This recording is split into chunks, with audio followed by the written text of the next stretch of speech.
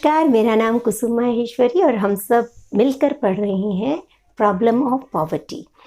Poverty का जो या इंडियन इकोनॉमी का कोई भी लेसन यदि है तो I would suggest one thing, एक टिप है मेरी तरफ से कि आप उसको डिवाइड करके पढ़ें। जितना पूरा चैप्टर पहले देखें उसको छोटे छोटे हिस्सों के अंदर डिवाइड कर लें और उसके बाद पढ़ें, इससे आपको फ़ायदा होगा। वैसे आप फ़ायदा बताएं तो ज़्यादा अच्छी बात है, पर मेरा जो एक्सपीरियंस है या मेरे स्टूडेंट्स का एक्सपीरियंस है कि उससे डिवाइड हो जाता है तो आपको सिस्टमेटिकली पढ़ लेते हैं, फिर आपको थोड़ा सा पता भी लगने लगता है कि हमें ये पार्ट आता है और ये पार्ट नहीं आता है। तो आप इसको इस तरीके से पढ़ के देखिए। यहाँ पे भी हम इसी तरीके से इसको पढ़ रहे हैं। सबसे पहले हम पॉवर्टी के बारे में बात करेंगे, फिर पॉवर्टी लाइन के बारे में बात करेंगे, फिर डेटा थोड़ा सा हम डिस्कस करेंगे और फिर रीजंस और फिर गवर्नमेंट के प्रोग्राम्स की बात करते हैं। तो सबसे पहले जानते हैं कि पॉवर्टी होती क्या है, आप गरीब किसको कहते हैं। तो आप यदि एक लिहाज से देखें कि जो दुनिया में सबसे अमीर व्यक्ति है, उस अमीर व्यक्ति के कंपैरिजन में हम सब जो है एक दूसरे से बेसिकली गरीब हैं, ठीक है। कोई हमसे थोड़ा ज़्यादा अमीर होगा, कोई किसी से हम अमीर होंगे। तो ये एक पूंजीवाद का एक सिंपल सा सिम्टम है कि गरीबी अमीरी तो एक दूसरे से रहेगी, ठीक है। तो वो उसको हम कहते हैं इकोनॉमिक्स में रिलेटिव पॉवर्टी, सापेक्षिक या तुलनात्मक पॉवर्टी। तो ये तुलनात्मक पॉवर्टी हमारे अध्ययन का विषय नहीं है, हम इसको नहीं पढ़ेंगे, इसको पढ़ने का कोई लॉजिक नहीं है। जो प्रॉब्लम है वो क्या है, एब्सोल्यूट पॉवर्टी। अब एब्सोल्यूट या निरपेक्ष गरीबी क्या होती है, उसका मतलब है कि वो व्यक्ति जो वाकई में गरीब है, यानी वाकई में उसको बेसिक अमेनिटीज ऑफ लाइफ, मूलभूत या फंडामेंटल जो आपकी ज़रूरतें हैं, जैसे रोटी, कपड़ा, मकान, या सेहत ठीक नहीं है तो इलाज करवाने की फैसिलिटी है, या अपने बच्चों को या खुद पढ़ने की फैसिलिटी है, यदि वो नहीं मिल पा रही है तो आप कहेंगे कि एक व्यक्ति गरीब है। तो बेसिकली ये एब्सोल्यूट पॉवर्टी जो है वो है जो देश की सरकार की चिंता है कि इसको कैसे इरेडिकेट या ख़त्म किया जाए। अब इसके लिए क्या करना पड़ेगा, हमें ये रिकॉग्नाइज करना पड़ेगा, आइडेंटिफाई करना पड़ेगा कि हु इज़ पुअर।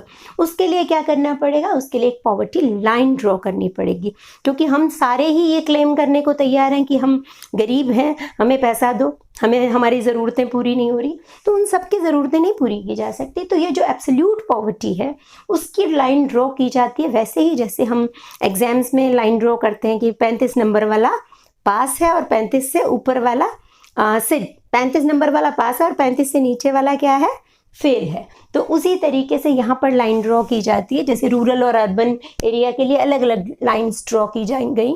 जैसे पहले ये माना कैलोरी बेस्ड होता था, ये लाइंस जो है वो या तो कंजम्पशन बेस्ड होती है या इनकम बेस्ड होती है।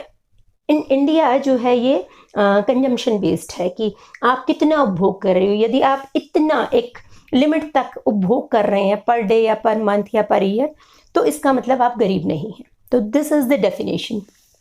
तो डेफिनेशन में सबसे पहले 2400 कैलोरी, 2100 और 2400 कैलोरीज वाला रखा था कि यदि आप 2400 कैलोरीज एक शहर के अंदर कंज्यूम कर पा रहे हैं तो आप क्या हैं, तो आप गरीब नहीं हैं। अमीर तो नहीं है पर गरीब नहीं हैं, आपको सरकारी सुविधाओं का लाभ लेने के लिए आप एलिजिबल नहीं हैं, ठीक है। और इसी को मॉनेटरी टर्म्स में जो है तेंदुलकर कमेटी ने 27 और 33 रुपये का दिया है ना। 33 रुपये शहर में कमा रहे हैं और 27 रुपये यदि आप रूरल एरिया के अंदर कंज्यूम कर रहे हैं, आप खर्च कर रहे हैं, तो आप जो है गरीब नहीं है। बेसिकली इसमें एक बिस्किट का पैकेट ही आता मुश्किल से, पर चलो जो भी हमारा जो मतलब क्राइटेरिया रखा, इसका बड़ा आलोचना हुई, बड़ा शोर मचा इसकी वजह से। फिर रंगराजन कमेटी ने इसको फिर से रिवाइज किया, तो वो उन्होंने किया इसको 47 रुपीज़ अर्बन एरिया में और 33 रुपीज़ यदि रूरल एरिया में आप डेली एक्सपेंस कर रहे हैं, खर्च कर रहे हैं,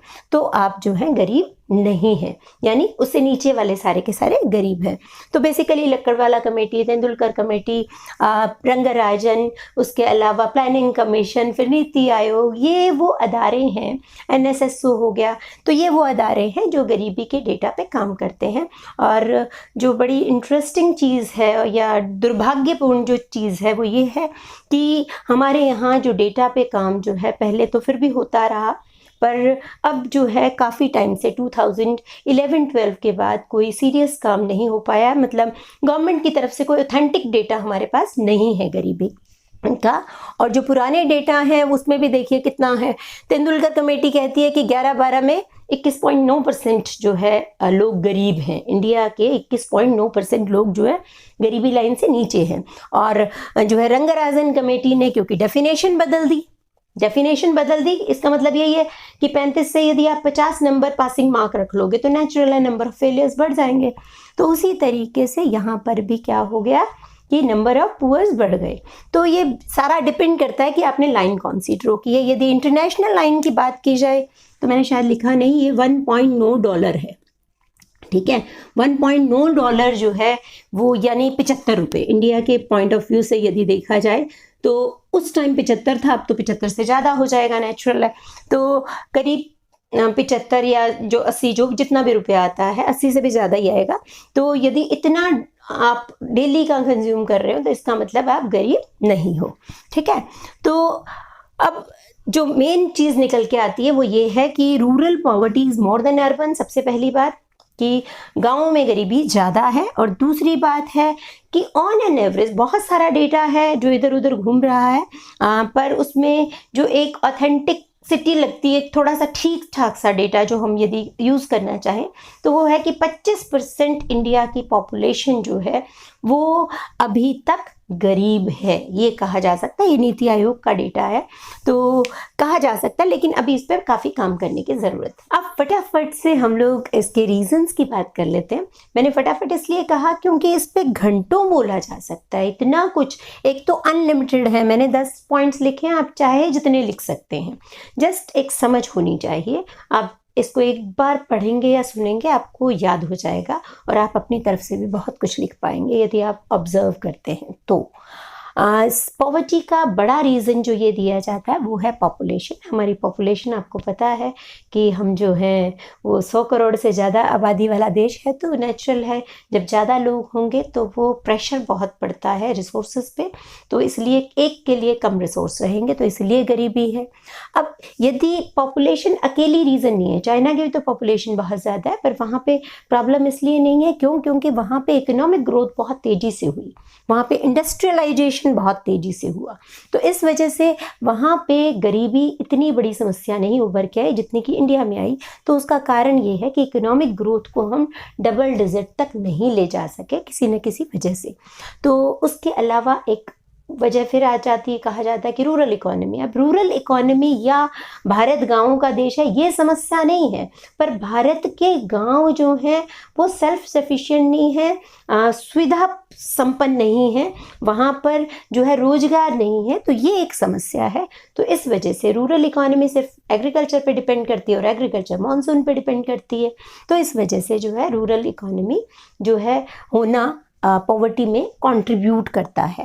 देन कम्स लो इंडस्ट्रियलाइजेशन। अब ज़्यादा बड़ी वजह जो मुझे लगती है वो यही लगती है कि हमारे यहाँ औद्योगिकरण उतना नहीं हुआ, क्योंकि उद्योगों ने अल्टीमेटली जो सेकेंडरी सेक्टर है उसने लोगों को एम्प्लॉय करना होता है, तो वो जब हमारा रहा ही नहीं उतना, मतलब उसको जितना ग्रो करना चाहिए था उतना वो ग्रो नहीं कर पाया। दैट इज़ वाई जो है, और उसके अपने कारण हैं, हमारे पास कैपिटल कम है, फिर हमारे पास टेक्निकल अवेयरनेस नहीं है उतना, मतलब हम अभी भी आउटडेटेड टेक्निक्स में बहुत सारे उद्योग धंधों में लगे हुए हैं, तो इस वजह से।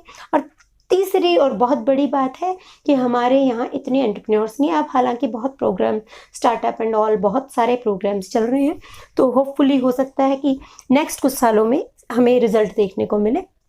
तो लो इंडस्ट्रियलाइजेशन जो है एक बड़ी वजह है, और लो इंडस्ट्रियलाइजेशन का आउटकम ही है कि अनएम्प्लॉयमेंट या बेरोजगारी है। तो बेरोजगारी, आपको पता है, जब बेरोजगारी एक्चुअली बेसिक वजह है कि बेरोजगारी है, इस वजह से ही गरीबी है। यदि सब लोग रोजगार हो तो सबको इनकम मिल रही है, फिर तो गरीबी होएगी ही नहीं।